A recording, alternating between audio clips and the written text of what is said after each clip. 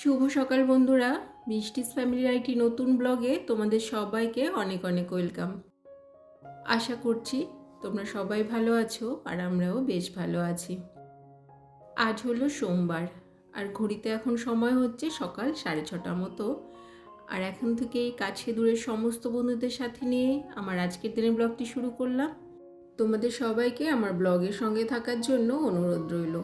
তোমরা আমার ব্লগটি দেখো, আশা করছি তোমাদের অবশ্যই ভালো লাগবে।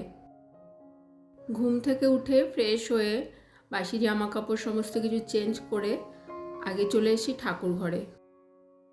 অন্য কোনো কাজে হাত দেওয়ার আগে ঠাকুর ঘরে এসেছি ঠাকুর ঘরের এই সমস্ত কাজ করব বলে। ছেলে আর হাজব্যান্ড এখনও ঘুমোচ্ছে আর ওরা ঘুম থেকে ওঠার আগেই না আমি কাজগুলো করে ফেলতে চাই।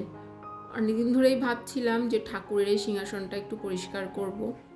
পরিষ্কার আছে, কিন্তু ওই হয় না যে অন্য সমস্ত ফার্নিচারে যেমন একটু ধুলো জমে, সেরকমই আর কি। সিংহাসনটাও দেখছিলাম যে একটু একটু এদিক ওদিক একটু ধুলো জমেছে।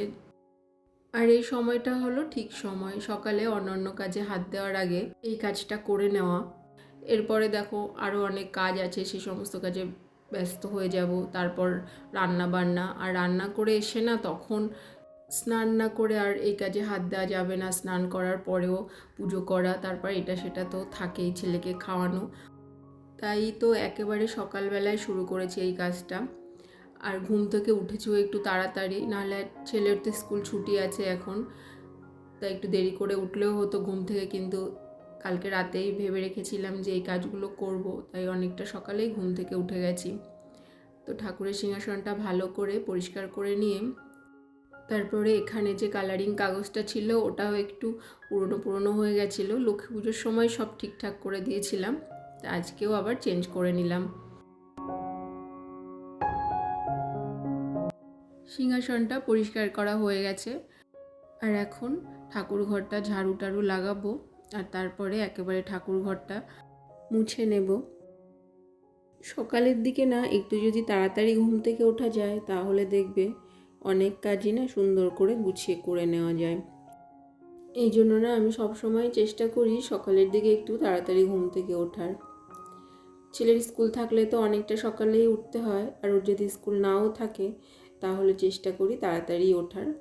তাও আজকে একটু লেট হয়েছে, স্কুল থাকলে তো 5:30টায় উঠতে হয়। তো আজকে ঘুম থেকে উঠতে একটু 6টার বেশি হয়ে গেছিলো টাইম। তো ঠাকুর ঘর মুছে টুছে চলে এসেছি। আসার পর ছেলেকে ঘুম থেকে তুলে দিয়েছি, ওকে ব্রাশ ট্রাশ করিয়ে দিয়ে এখন একটু বিছানাটা ভালো করে একটু ঝেড়ে নিচ্ছি। ওকে খাওয়াতে হবে তো ভাবলাম যে আগে বাসি বিছানাটা একটু ঝেড়ে পরিষ্কার করে গুছিয়ে নিই, তারপরেই ওকে টিফিনটা করাবো। আর আরও যে কাজকর্মগুলো আছে, যেমন এখনও ঘর ঝাড় দেওয়া বাকি, আরও টুকিটাকি কাজ যেগুলো থাকে প্রতিদিন সকালের দিকে, সেগুলো কিছুই করিনি। ও ঘুম থেকে ওঠার পর না আগে ওর দিকটা দেখতে হয়, আর তারপরে গিয়ে না অন্য কাজকর্মগুলো করি। তো ছেলেকে খাইয়ে টাইয়ে দিয়ে ওকে নিচে পাঠিয়ে দিয়েছি, আর হাজব্যান্ড তো বাজার করতে চলে গেছে চা খাওয়ার পরে। আমি একটু জল বিস্কুট খেয়েছি, চাটা আর খাইনি। তো এখন আর যে কাজগুলো আছে সেগুলো করব। ঘরটা ঝাড়ু দিতে হবে, আর ঘরটা না ঝাড়ু দিতে গিয়ে অনেকটা সময় লাগে। প্রতিদিনই দেখো ভালো করে ঝাড়ু দিই, পরিষ্কার করি, কাজের দিদি এসে মুছে দিচ্ছে, তাও কত যে নোংরা প্রতিদিনই বেরোচ্ছে। ডেলি ঝাড় দিচ্ছি তখনই দেখি খাটের তলা থেকে অনেক অনেক নোংরা বেরোয়। রোড সাইডে বাড়ি হওয়ার এই একটা প্রবলেম। আমার বাড়িটা একদম মেন রাস্তার পাশে, তো এই জন্য ধুলোবালি একটু বেশি জমে। তারপরে আমার ছেলে তো আছেই, ও তো ড্রয়িং করে, আর ড্রয়িং করবে, আর করার পর সেই কাগজটা আবার কুটি কুটি করে ছিঁড়ে ফেলবে, আর ছিঁড়ে দেখবো যে হয়তো খাটের তলায় ঢুকিয়ে দিচ্ছে বা কিছু করছে, সমস্ত কিছু করতেই থাকে। তো যাই হোক, ঘরটা ঝাড়ু দিয়ে সোফা টোফাগুলো ভালো করে ঝেড়ে ঝুড়ে নিয়ে আর এখন দেখো তোমাদের সঙ্গে শেয়ার করছি আর একটা জিনিস। এটা হলো একটা নতুন ওয়ার্ড্রপ। এই ওয়ার্ড্রপটা নতুন বানিয়েছি আর কি, অর্ডার দিয়ে বানিয়েছি, কালকে দিয়ে গেছে, কালকে বিকালের দিকে। তো তারপরে সেটাকে আর কিছুই করা হয়নি। তো আজকে ওটাকে এখন ভালো করে একটু মুছে নিচ্ছি, ভেতর টেতরগুলো, নতুন জিনিস তাও একটু পরিষ্কার করে নিচ্ছি। কাল তো নীল ষষ্ঠী ছিল, আর আমি কালকে উপোস ছিলাম নীল পুজোর জন্য। আর উপোস থেকে না সেরকম না অন্য কোনো কাজ বেশি একটা করা যায় না। এই যে ওয়ার্ড্রপটা না, এটা আমার ছেলের জন্য বানিয়েছি। ওর জামা কাপড়গুলো বা ওর যা যা জিনিসপত্র সব কিছু এবার থেকে এই মিনি ওয়ার্ড্রপটায় রাখবো। অনেক দিন ধরেই ভাবছিলাম যে এরকম একটা জিনিস বানাবো আর কি, কিনবো। আর বাচ্চার জিনিস যদি আলাদা রাখা যায় তাহলে দেখবে জিনিসগুলো সহজেই খুঁজে পাওয়া যায় আর কি, হাতের নাগালে। তো তারপর নিচে চলে এসেছি, আর নিচে এসে সকালে টিফিনটা করে নিলাম।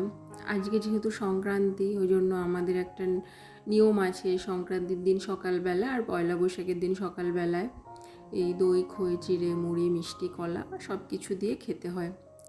সবারই খাওয়া হয়ে গেছে, আর আমি যেহেতু উপরে একটু কাজে ব্যস্ত ছিলাম ওই জন্য আমার একটু দেরি হয়ে গেছে। ছেলে তো খায় না এসব, ওই জন্য ওর কথা বাদই দিলাম। ও তোর সকালের টিফিনটা করে নিয়েছে, আর আমি নিচে নেমে ওগুলো খেয়ে এখন কিচেনে চলে এসেছি দুপুরে রান্না করব বলে। শাশুড়ি মা তো সকালে টক ডাল, চাটনি আর একটা ভাজা করে রেখেছেন, আর বাকি রান্নাগুলো এখন আমি করব।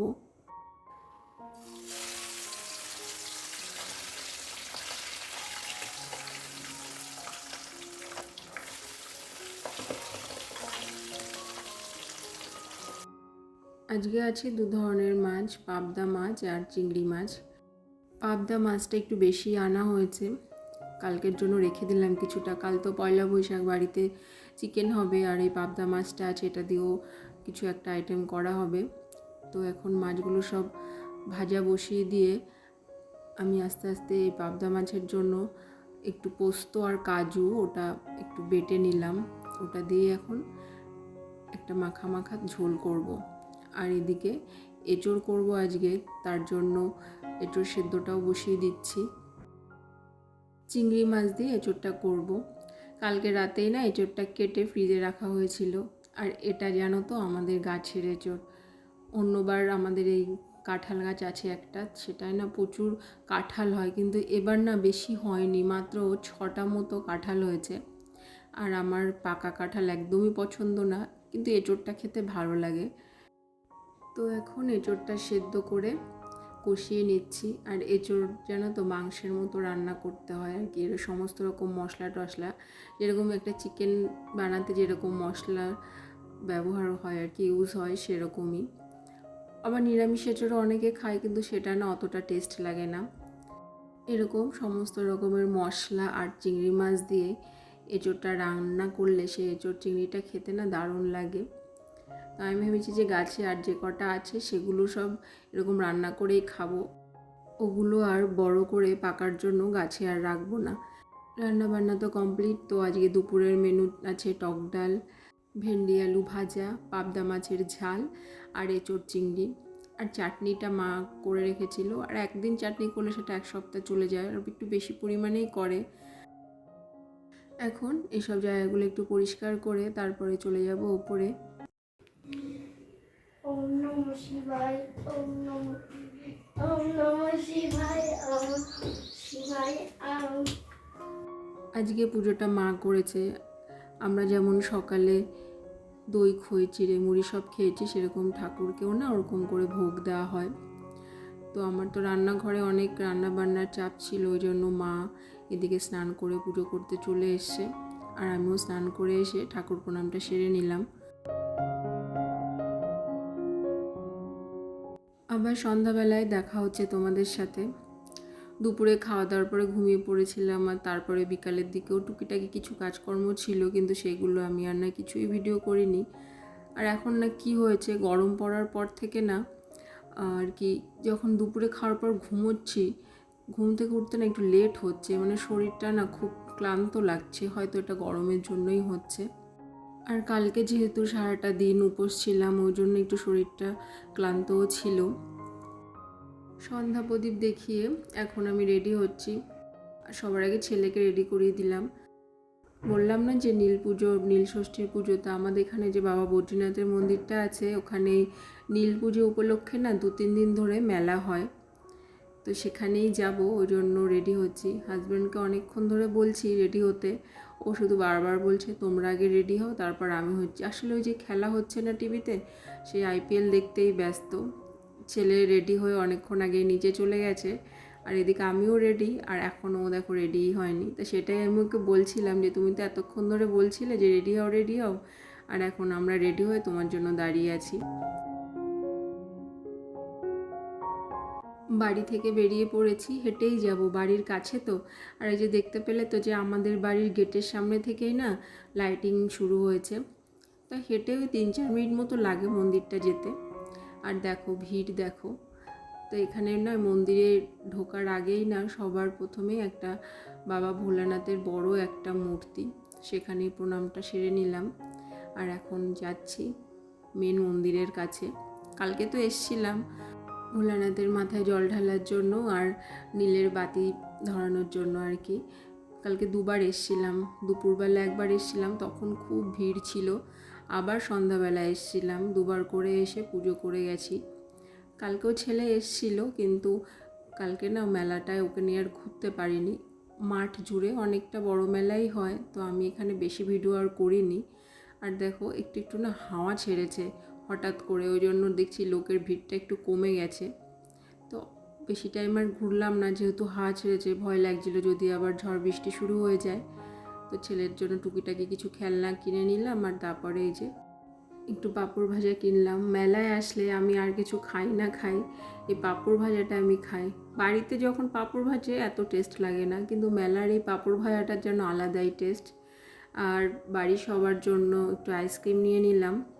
বাবা তো মেলায় টেলায় যেতে চায় না, মাকে বলেছিলাম, মা আর আজকে যায়নি। কালকে মা গেছিলো ওখানে, মাও নীলের উপোস ছিল, পুজো করার জন্য গেছিলো, কিন্তু আজকে আর যায়নি।